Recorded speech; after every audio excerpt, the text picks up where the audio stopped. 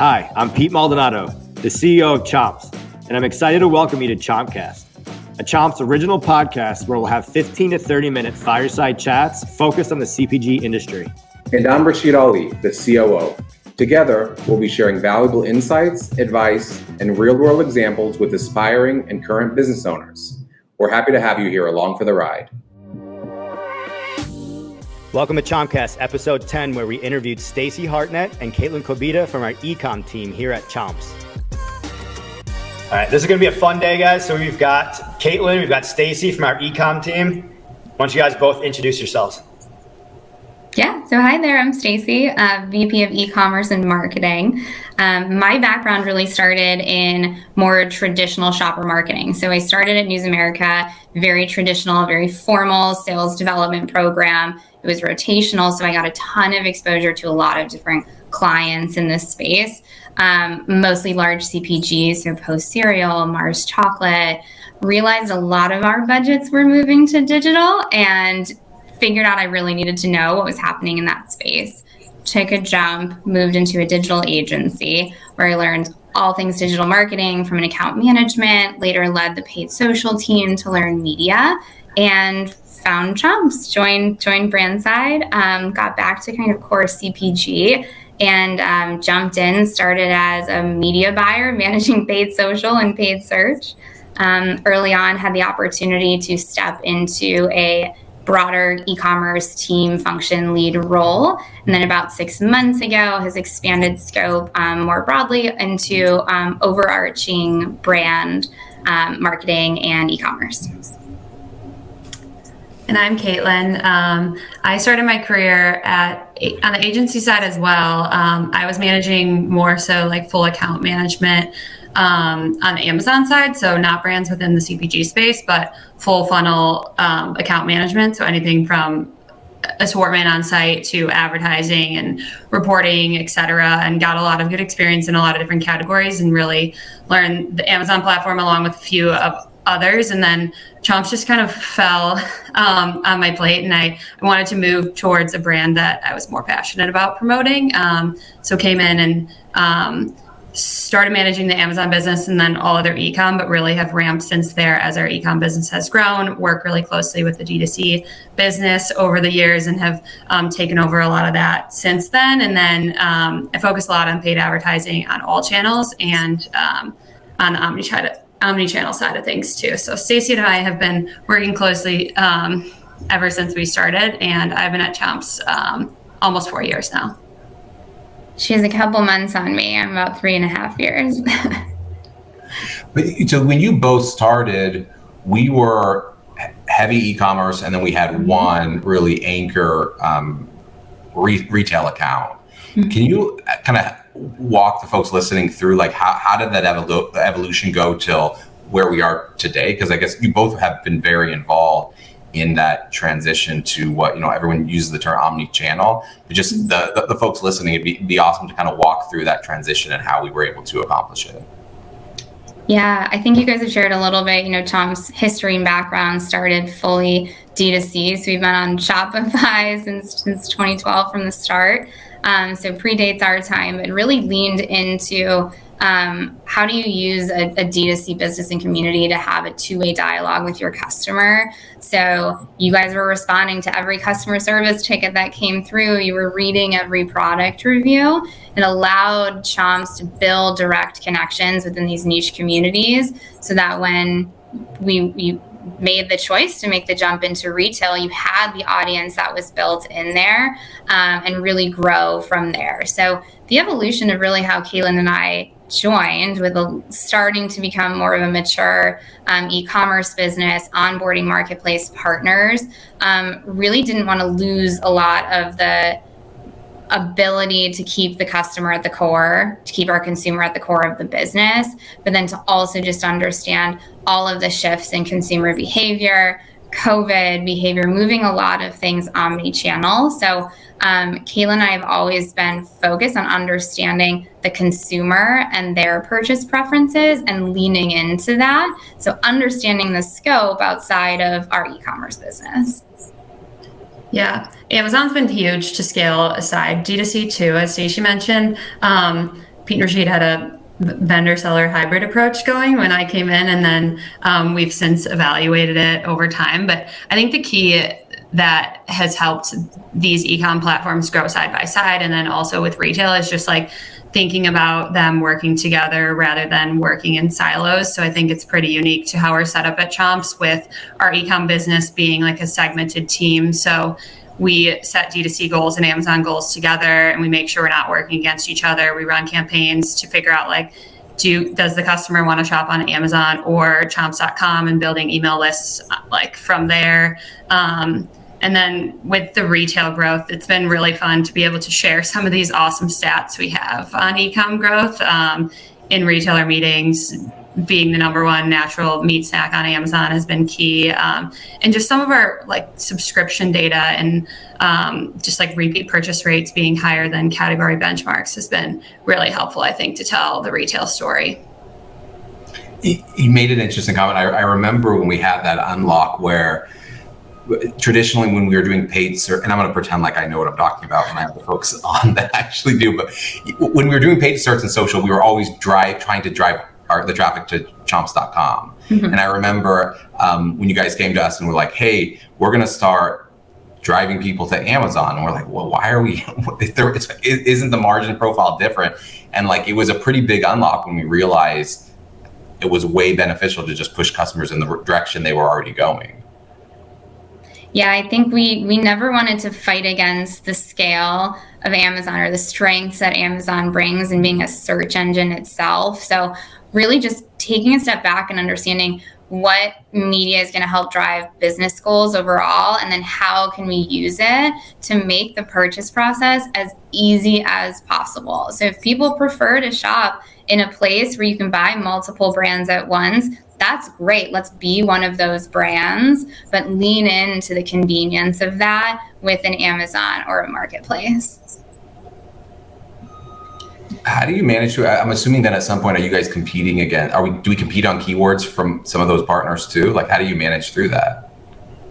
Yeah, we watch it pretty frequently. I think that brands have different strategies on overall, like, Google search and whether you should bid against like, you know, an Amazon in the space. And we've kind of backed off to let Amazon win, being that it might just be overused brand spend. And we talk about brand spend a lot and defending it. And if we have really strong Amazon listings or really strong listings on another 3P retailer, we don't waste that spend for the right term, and let the customer shop where the traffic might be, and then kind of reinvest that in more category terms or other category spend that we might think might be better used.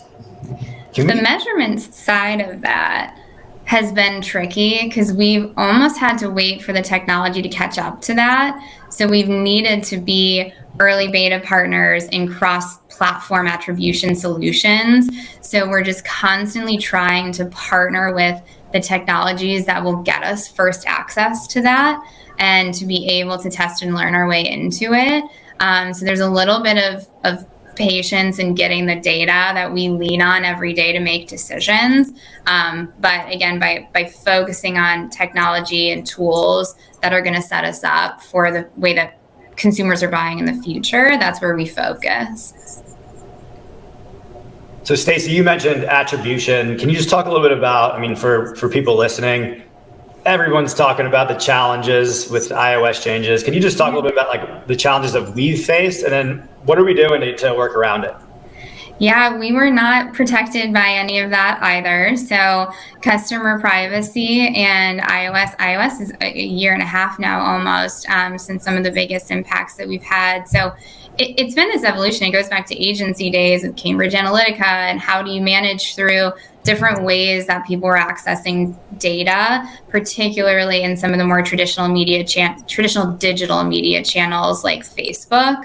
So the quality of the audience targeting in channels that were once really proven has just diminished over time. So a lot of the focus has shifted from really granular targeting on those platforms to broad targeting and a big dependency and reliance on creative.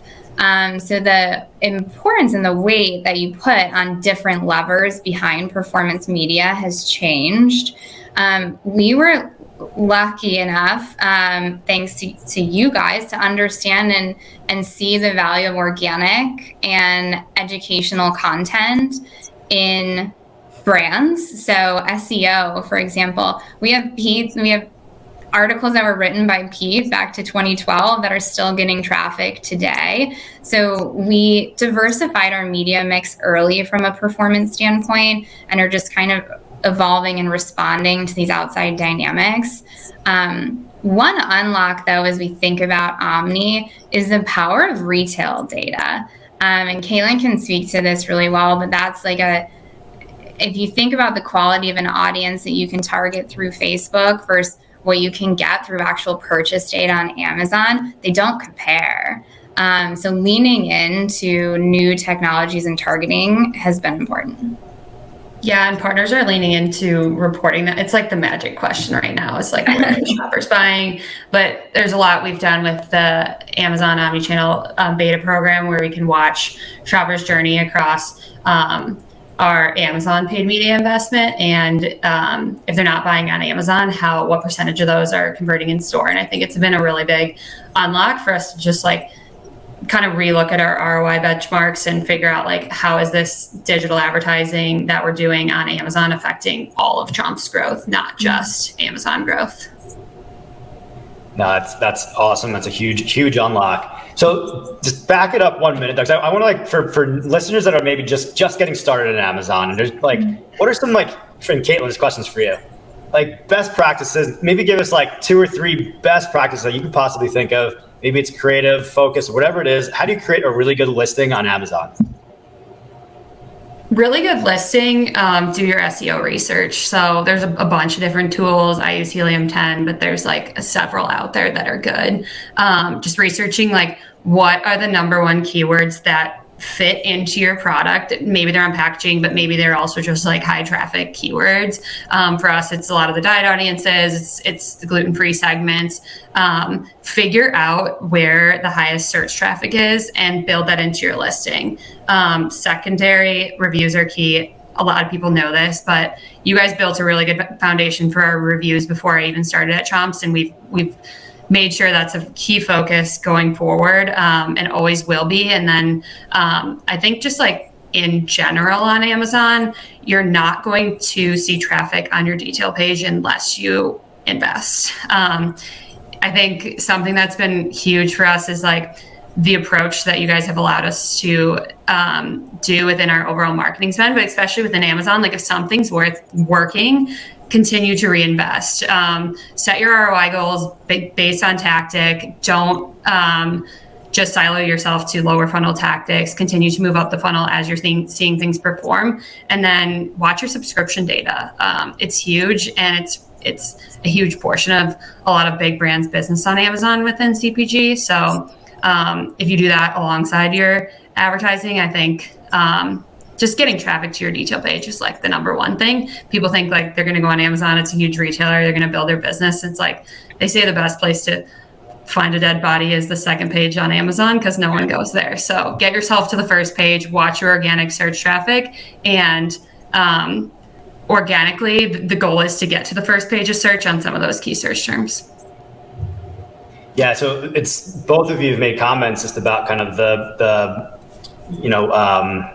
infrastructure, like the work that we've done over the years. I mean, we just had our 10-year anniversary yesterday, and so this is Rashid and I in the beginning, just literally grinding, putting up whatever work we possibly could. From an SEO perspective, it was writing blogs, it was getting as many reviews as we possibly could. But I mean, it sounds like a lot of those things are still paying dividends for the company today.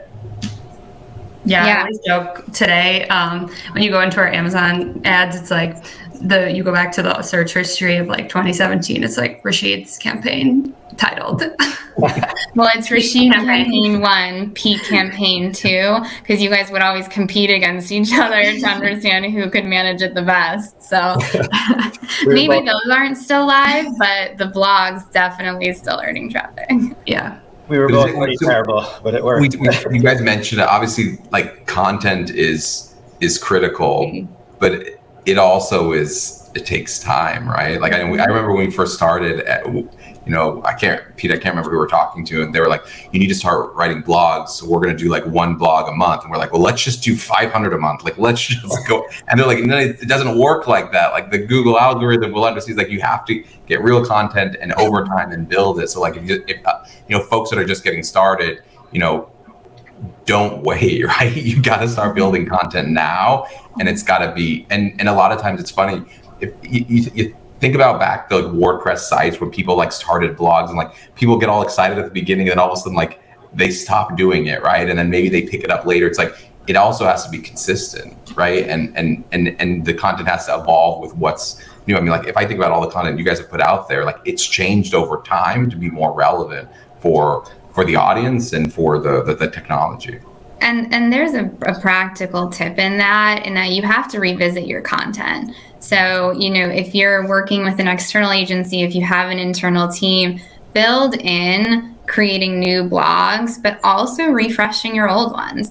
Understand your rankings. Where are you slipping? What new competitors are coming in? What Google algorithms have updated that are changing what used to be a top performer, and optimize them. So these blogs aren't something to just publish and forget.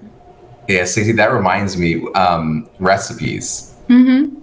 Like even when like technology changes and formats come available, I don't know if you want to talk a little bit about that. Was pretty interesting when we were advised on that. We're like, whoa, that makes perfect sense. We didn't know. Structured snippets and all of the coding that goes behind. How do you make sure that Google can read your content?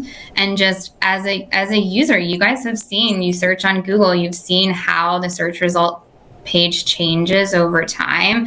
They're favoring recipes, they're favoring images, quality content that people are spending time on that are written by experts to kind of help resolve conflicting information out there.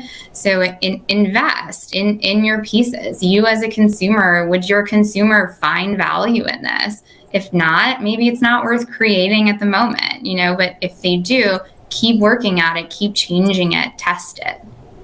And test it by platform from like a paid advertising perspective on content. Like just because an ad works on Amazon doesn't mean it's going to work in social or on Walmart. We've been doing a lot of A/B testing on just images that work, but also copy. And it's helped us drive a lot of decisions to improve our ad performance.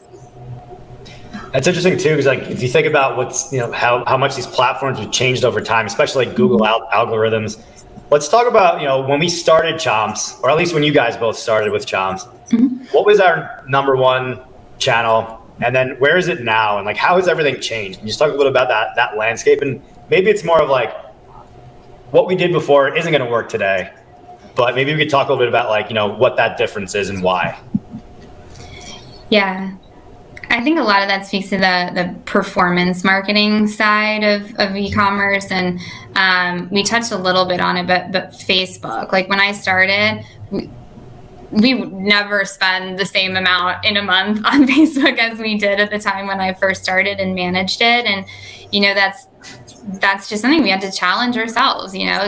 Take a step, understand the impact of that media. So I think the Chomp strategy has been to diversify the media mix to be able to adjust to all of these other changes that are happening. So I think you hear about companies that win because of social, then social changes and their business suffers and they have to kind of scramble to find an additional platform to work. So we do have a pretty diverse marketing mix. I think the biggest growth area that Kaitlyn can speak to is a lot of the marketplace and e-retail media. Yeah, we've diversified our assortment on a lot of platforms over the past few years, especially just with the rise of online grocery.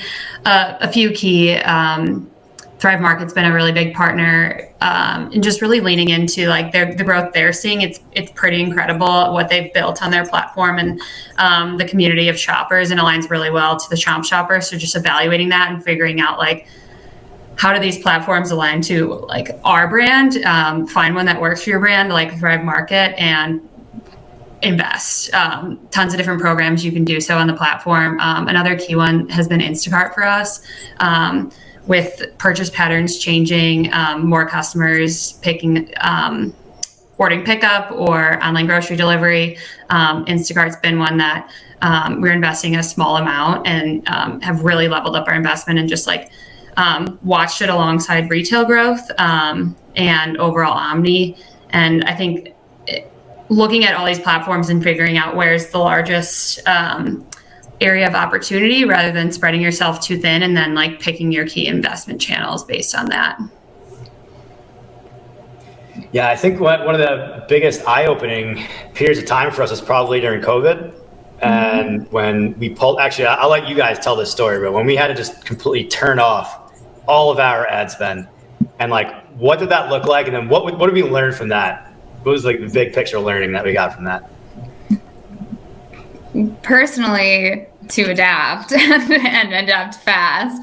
I think, we had to, just with changing dynamics in the business and COVID and the environment, we had to shut a lot of that off. We had to be really, really responsible and intentional with any investment that we were making in that time period.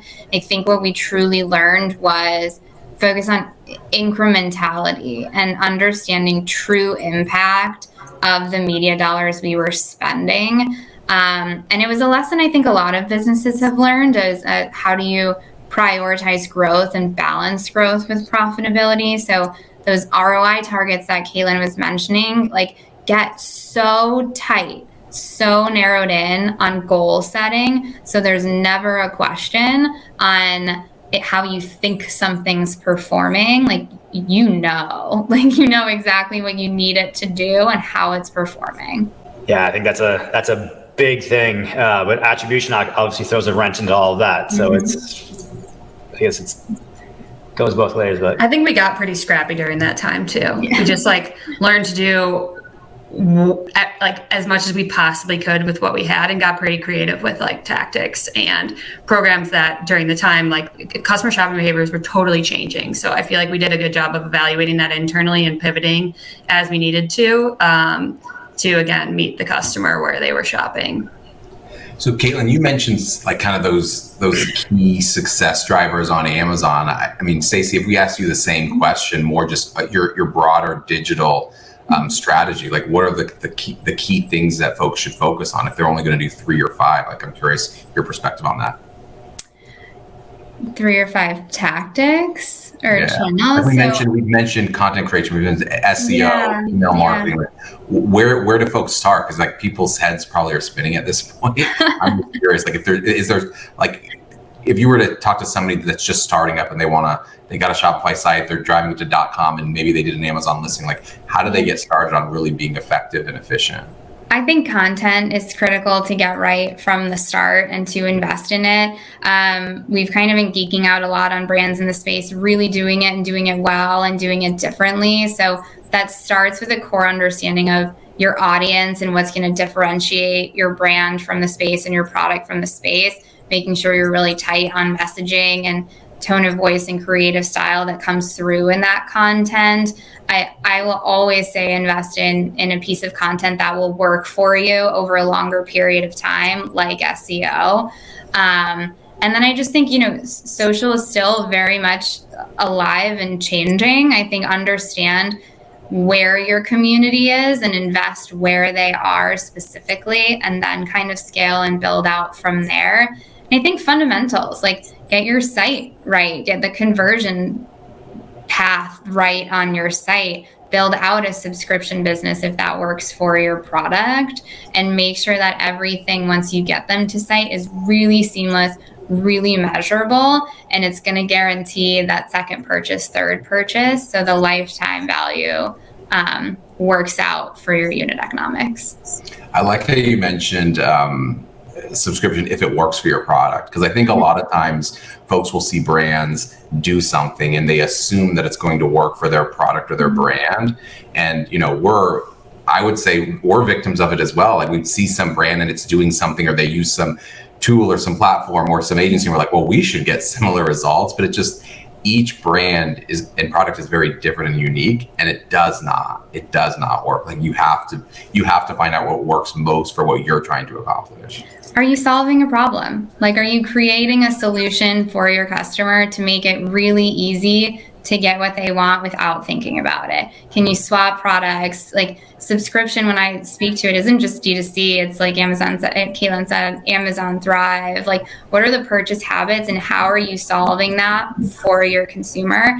You don't want to add more friction by requiring subscriptions or certain things. So that's how I think about it. That was a good point too, though. If you think about it from the content strategy, like that authenticity, just come up with your own stuff. Let's be differentiated. Because you see so many people just like trying to replicate what they see working. And to Rashid's point, it's like, just because that worked for some other company doesn't mean it's going to work for you. And especially if you're doing it and it just doesn't feel right, like it just doesn't fit, like I think it works against you. People kind of like lose respect for your brand.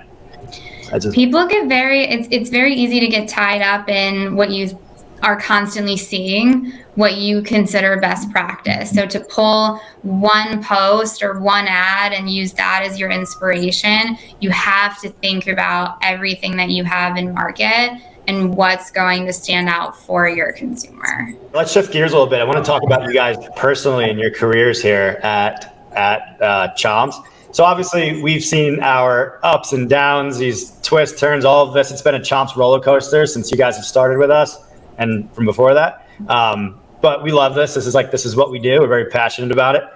But I want to talk about like your actual career path working with us, and like maybe we'll start with Stacey. So you started with us. You touched on it in the beginning, but like how long have you been here? Where did you start, and what does that career progression look like? And then Kaitlyn, you could do that as well.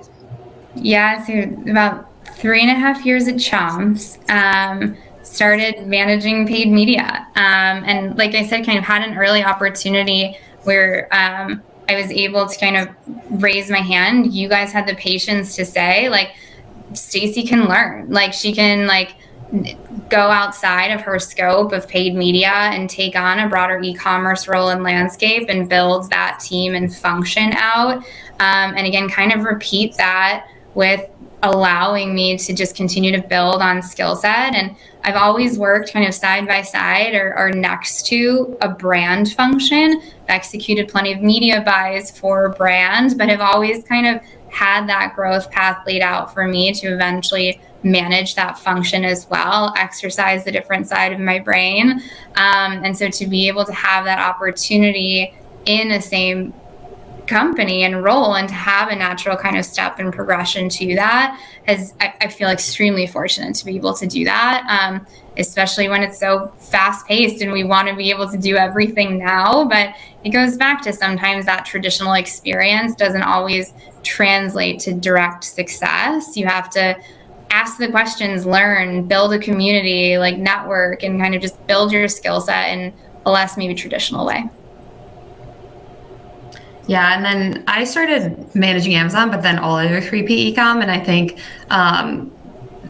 it's been like a full business management approach, so like almost like the sales role, but then also assortment strategy on sites and pricing, promotions, advertising, and then a large focus on the forecast side and how are these platforms growing, and really have been like working side by side the direct consumer business during that time, and have since taken on some of the direct consumer, but it's been cool to be like exposed and working together on the e-com team together with Stacey and learning a lot of that, and now being able to oversee that function. And then I also work pretty closely with the sales team on a lot of the omni-channel support on 3P platforms and large brick and mortar retailers, e-com sites. So it's been really fun to be in some of these key meetings that we've had with retailers and talk about our full funnel approach that Stacey and I have been talking about, whether it's Walmart or Whole Foods, Amazon approach, and just think about like, how do we leverage digital advertising? And the buyers have been really excited about it. And it's been some of my favorite part of my job as well too. That's awesome. Yeah, if I think about it, like both of you are just two individual success stories within the Chomp success story. And it makes you like think about it. It's like, can a brand actually have the success like that we've had without those types of individual success stories within the individual careers that you guys have had? I think that's like super, super important. You guys have given us the ability and challenge us to put us in the spot, though, which I always appreciate. Sometimes it's like, we're like, can we do that? But it definitely goes both ways.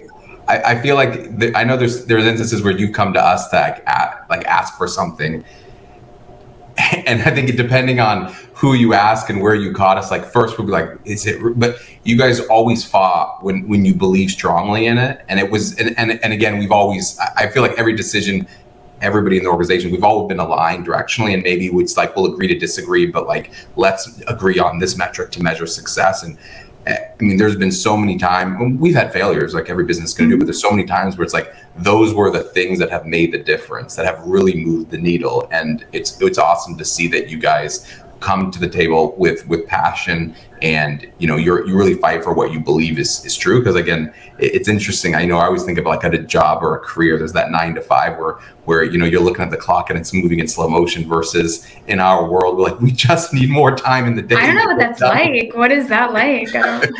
I'm thinking back to my days when I was working in the Hy-Vee deli, and I would always look at the clock that was over there above the milk dispenser, and you're like, I'm not going to look at it for 1 minute.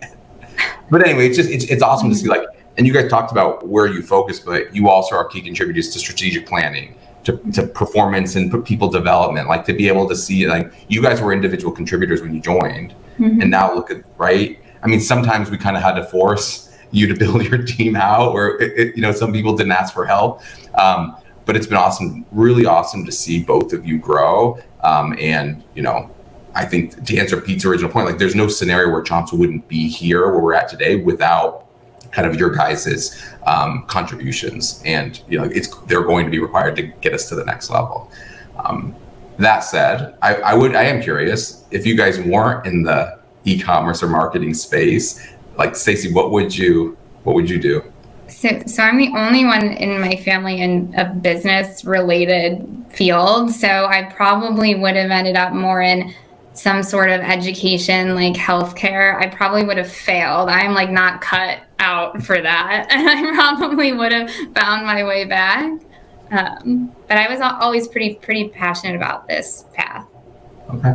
And Kaitlyn, what about you? Something fitness focused. It's like what I like to do in my free time. Spend my time doing triathlon training and things, Peloton riding. But I think Chomps is a kind of a hybrid approach to that, because we're able to like support those people who are my type of people, and then get them the healthy snacks they need. So it's kind of like a good middle ground. For sure. What about superpowers? Stacey, what would you say your superpower is? I knew you guys would ask this question. Thinking about it, I think my superpower is bringing calm to chaos. Like, I think I've learned just kind of naturally, it's like when he's like, yeah. When there's a lot going on, or if someone's like frantic, if someone brings that energy, I'm able to like be kind of the calm, like, okay, let's I hear you, but let's approach it rationally and maybe like step by step and like solution oriented. I feel like you school me on that pretty much daily. So I'll call her, I'll be like, oh, like something's going on. And she's just like, okay, let's just calm down. Every time I hang up, I'm always like, thank you. There's balance there, you know? I can vouch that it's truly an amazing manager trait. Kaitlyn, what about you?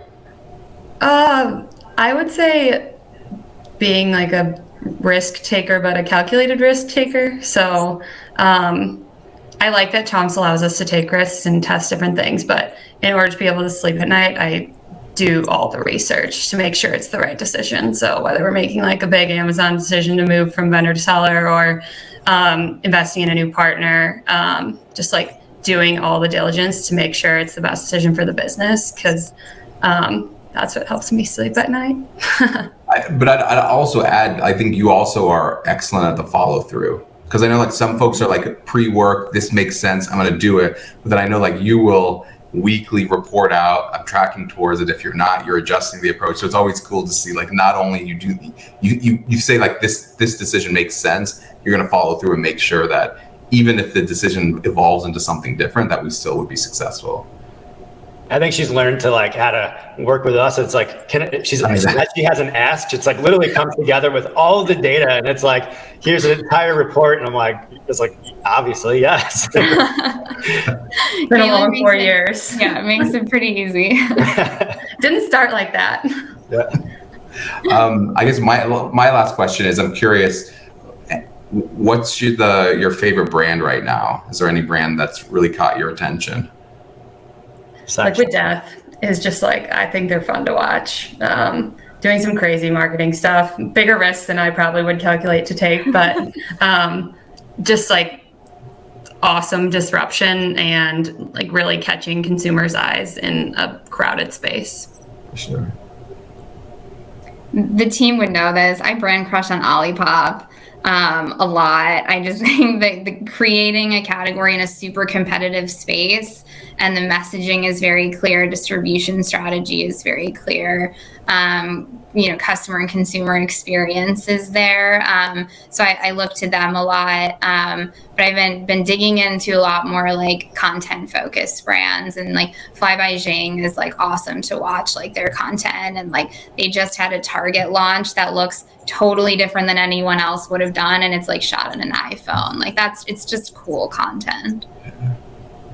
Yeah, that's a good point, because on all those brands, it's actually a lesson to be learned is content. It's ownable, differentiated, it's key. So that's all good points. I agree with those brands, though. Great brands. All right, let's start with Stacey. What's one of the biggest things that you think off the top of your head, like a key win and the biggest thing you accomplished in your career here at Chomps? To me, it's team. Like I'm so proud of the team and what they've been able to accomplish. And if I can take any credit in any of that, it's like a kind of proud defining moment. My leadership style isn't always the most obvious for being like a successful path to have. So just learning how to own it and like make it like successful in an environment like this has been proud for me. Kaitlyn, for you? Just being an omni-channel growth leader, I think like we really try to make sure we stay ahead of what is happening in the space, and it's really tough to do, but I think it's really set us ahead of our competitors.